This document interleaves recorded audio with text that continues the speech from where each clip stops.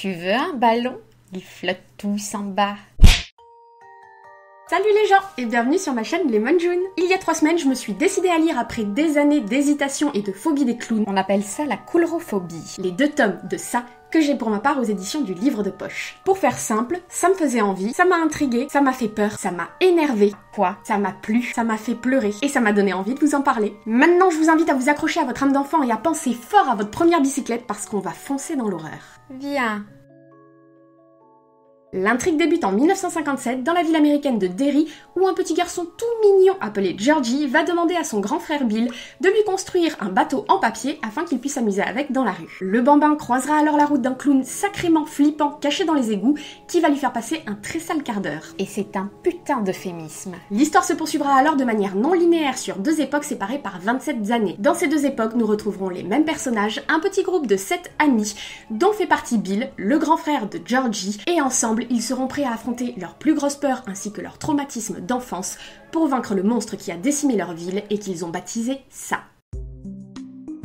Ça est un livre parfait pour les lecteurs exigeants au niveau de la richesse de l'univers campé mais aussi de l'intrigue, mais ça reste un livre qui se mérite. C'est quoi ce principe à la mort moelle-nœud? Je m'explique. Ma lecture de ce livre n'a pas du tout été évidente pour plusieurs raisons dont je vous parlerai par la suite, mais l'une d'entre elles m'a fait quand même gentiment grincer des dents à plusieurs reprises et il s'agit de la longueur du roman. Parce qu'on va pas se mentir, c'est long. C'est très long. Je suis très loin d'être une lectrice impatiente, mais King décrit avec une telle précision l'univers de son histoire qu'il y a des moments où on ne peut pas s'empêcher de penser qu'on s'en passerait quand même volontiers. Mais c'est un piège. Si je dis que ça est un livre qui se mérite, c'est parce que je pense que pour en apprécier l'apothéose finale, mais aussi la vague incroyable d'émotions qui vous saisit une fois que vous avez terminé votre lecture, il faut en passer par ces longueurs. On a droit à l'histoire de la ville de Derry jusqu'à des siècles en arrière, à des chapitres sur des personnages qu'on ne reverra plus jamais. Ajoutez à ça une narration sur 2 époques dans une alternance de chapitres qui donne parfois l'impression de piétiner dans la mélasse jusqu'au cou et vous arrivez à décourager les lecteurs non avertis. Mais. Ce temps que j'ai passé à râler dans ma lecture était en réalité un temps d'imprégnation ultra efficace et extrêmement déstabilisant. Ça n'est pas une histoire ancrée dans le présent, il s'agit plutôt d'une reconstruction, de la poursuite d'un passé oublié et traumatique, et croyez-moi, ça en vaut vraiment la peine. Avec ça, vous rentrez dans l'horreur et le malaise de la ville de Derry presque contre votre gré. Les références s'accumulent et au fur et à mesure des pages, on devient un habitant de ce trou paumé qu'on finit par connaître mieux que son propre quartier. Résultat des courses, on est hanté par cette histoire, et une fois que le livre est refermé, on a la véritable sensation d'un voyage. En enfer. L'enfance est l'un des thèmes sur lesquels King excelle et ça ne fait certainement pas exception à la règle. D'ailleurs, à l'heure où je vous parle, j'en suis encore complètement bouleversée. Ben pleure, tu pisseras moins. Au centre de l'histoire, on retrouve 7 amis d'enfance, tous gravement bizutés à l'école et connaissant des situations familiales difficiles. À eux 7, ils forment certainement la bande la plus touchante que j'ai eu l'occasion de rencontrer dans un livre et que l'auteur appellera le Club des ratés. L'un est bègue, l'autre noir, l'autre juif, un autre rondouillé, un autre asthmatique, un impertinent et une fille. On pourrait penser qu'il s'agit là d'une parfaite équipe de rejetés qui vont nous crever le cœur et dans un sens ce n'est pas tout à fait faux, mais ensemble ils vont créer un lien et une intimité d'une telle force que cela va affranchir le texte de tout misérabilisme et c'est absolument poignant. Ils portent chacun en eux une force qui est égale à leur traumatisme et cette force, ils vont la mettre au service de l'affection qu'ils se portent les uns les autres et du club des ratés, on va vraiment passer à celui des héros. À 40 ans comme à 12, quand ils se retrouvent, ce sont les mêmes blagues qui reviennent, ce sont les mêmes regards qui peuvent se passer de mots et surtout, et c'est ce qui m'a le plus touché, ce même sentiment d'être à l'exacte place à laquelle ils doivent être quand ils sont ensemble. Du coup, je ne résiste pas à l'envie de vous poser ici une petite citation qui parle d'elle-même. Peut-être que ces histoires de bons et mauvais amis, cela n'existe pas. Peut-être n'y a-t-il que des amis. Un point c'est tout. C'est-à-dire des gens qui sont à vos côtés quand ça va mal et qui vous aident à ne pas vous sentir trop seul. Peut-être vaut-il toujours la peine d'avoir peur pour eux, d'espérer pour eux, de vivre pour eux. Peut-être aussi vaut-il la peine de mourir pour eux, s'il faut en venir là. Bons amis, mauvais amis, non. Rien que des personnes avec lesquelles on a envie de se trouver, des personnes qui bâtissent leur demeure dans votre cœur. C'est mignon tout ça, mais les enfants ne sont pas tous gentils. Oula non, ça est une histoire d'enfance sur l'enfance dont King dresse un portrait sans concession. D'ailleurs, je crois que je n'avais jamais lu dans un livre auparavant des portraits d'enfants, en dehors de ceux du Club des ratés, aussi détestables, dérangés et abominables que ceux que j'ai vus dans ça. Croyez-moi, certains n'ont strictement rien à envier au fameux clown en termes de cruauté. Là j'avoue.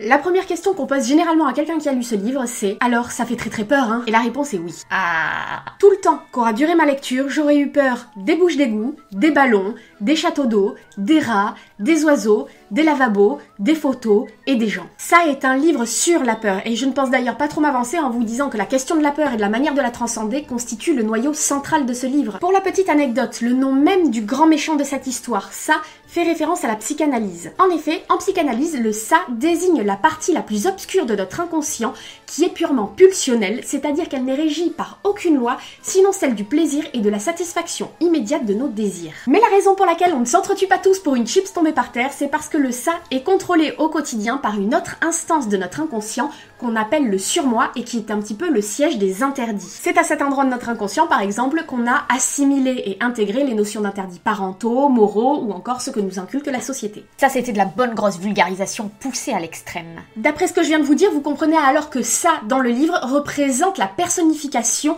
de cette partie la plus obscure de notre cerveau. C'est comme si tout ce que vous refouliez au quotidien apparaissait devant vos yeux, doté de paroles, sous la forme de la chose qui vous fait la plus peur au monde. Donc oui, par moments, ça fout gravement les chocottes. Mais malgré tout ce que je viens de vous dire, le personnage de ça n'est pas celui qui m'a fait le plus flipper dans ce livre, loin de là. Oui, ça va, hein. Dans le livre, la ville de Derry apparaît comme un lieu dans un état de pourriture avancée. Elle baigne littéralement dans les déchets, et c'est comme si tous ses habitants, enfants comme adultes, étaient contaminés par les ordures qui les entourent. Du coup, on a un nombre absolument phénoménal de tordus racistes, homophobes, violents, antisémites, pédophiles et psychopathes, strictement aucun moyen de les arrêter, et croyez-moi, ça m'a fait bien plus peur que le fameux clown. Ce qui est aussi particulièrement angoissant et qui constitue une thématique récurrente chez King, c'est que les adultes n'ont strictement aucune prise sur les événements et laissent des gosses se faire tuer ou s'entretuer sans pouvoir y faire quoi que ce soit. À l'aise.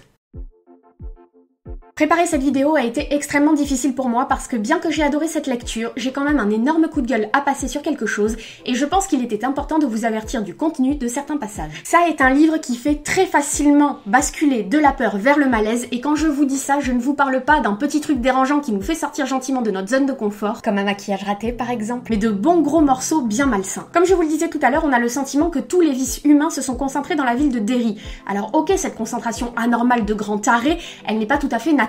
Cela dit, dans ça, on n'est pas sur un récit purement fantastique. Les monstres du quotidien qu'on va croiser, ils s'inscrivent dans un récit réaliste et la récurrence de leur apparition rend vraiment par moments la lecture douloureuse et pénible. Honnêtement, j'ai eu la nausée à plusieurs reprises, notamment à l'évocation de la pédophilie par exemple, et j'ai été obligée de refermer le livre plusieurs fois pour me dégager l'esprit parce que ça devenait trop pour moi. Par contre, je tiens à le préciser, si ce point m'a dérangé, il ne constitue pas pour autant un coup de gueule valable tout simplement parce que King a campé un univers extrêmement glauque, mais qui a une réelle importance pour la mise en place et le développement de son intrigue. Donc pas de coup de gueule finalement? Oh si, il y en a quand même un. Je ne peux pas vous spoiler l'histoire, mais je ne pouvais pas ne pas aborder une scène qui m'a laissé plus que perplexe dans ce livre et m'a mise dans un état de profond malaise. Je ne vais pas vous donner de détails, mais sachez simplement qu'à un moment King a gentiment pété un boulon en nous offrant une scène de sexe infantile. Personnellement, ce passage a constitué le seul énorme point noir de ma lecture parce que je ne lui ai trouvé aucune justification. Ce moment n'apporte à mon avis strictement rien à l'histoire et s'apparente plus à une surenchère bien glauque dont je me serais volontiers passée. Voilà, maintenant vous êtes prévenus.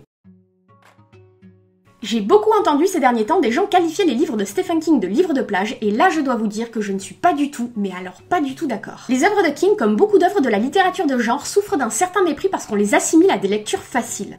Ça est selon moi une lecture très loin d'être premier degré sans complexité ni nuance. D'ailleurs, elle a réussi le tour de force de me plaire, de m'intriguer et de m'émouvoir malgré des scènes qui m'ont fait bondir. Ce gros pavé offre un excellent condensé de thématiques puissantes et chères à Stephen King telles que l'enfance, le pouvoir de la créativité, les liens étroits entre imaginaire et réalité, la notion d'oubli, celle de résignation ou de révolte face à l'horreur, la force du lien, mais aussi celle de la place et du rôle de l'écrivain. Alors oui, ça peut se lire à la plage, mais ça n'est certainement pas un livre de plage. Non, non, non, j'y tiens. Je suis bien consciente que j'ai jusqu'à maintenant mis beaucoup l'accent sur les aspects effrayants et parfois rebutants de ma lecture, mais ça reste indubitablement un bon livre qui m'a profondément marqué et touchée. Jusqu'à maintenant, j'avais toujours préféré l'imagination de King à sa plume qui me laissait relativement hermétique, mais alors j'ai trouvé que dans ce livre, son style éclaté dans une nostalgie extrêmement poignante et j'ai même écrasé quelques petites larmichettes. Petite joueuse. Par opposition à tout le glauque qui envahit quand même les 3/4 de l'histoire, on débouche à la fin sur une forme de pureté avec un sentiment de plénitude extrêmement fort qui est composé à la fois de nostalgie, d'espoir, de résignation et c'est comme si toute l'horreur était balayée d'un seul coup pour ne plus laisser place qu'à de bons souvenirs. Quand on referme le livre, on dit vraiment au revoir au Club des Ratés avec le cœur gros et lourd. On est passé par les longueurs, par le malaise, par le tourment.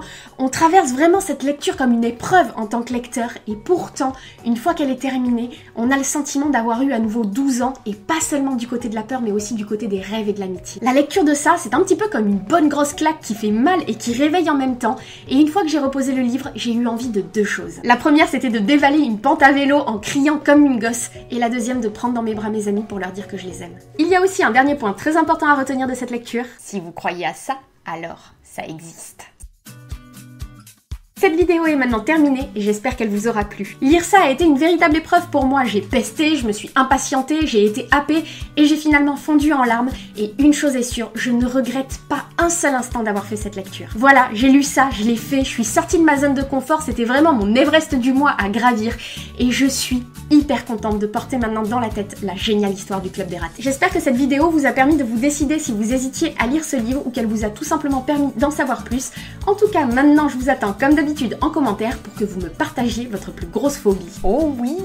En attendant ma prochaine vidéo, je vous laisse comme d'habitude, je l'espère, entre les pages d'excellents livres et je vous embrasse comme des compagnons d'aventure sans vous faire peur. Ou pas.